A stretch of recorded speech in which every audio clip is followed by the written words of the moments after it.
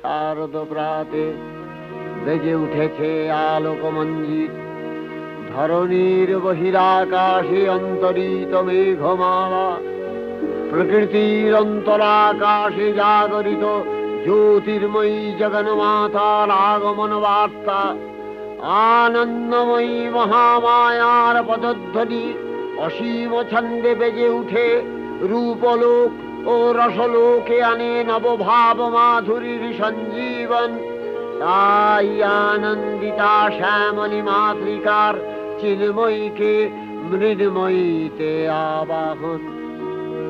আজ চিৎশক্তি রূপিণী বিশ্বজননীর শারদশ্রী বিমণ্ডিতা প্রতিমা মন্দিরে মন্দিরে ধ্যান বোধিতা।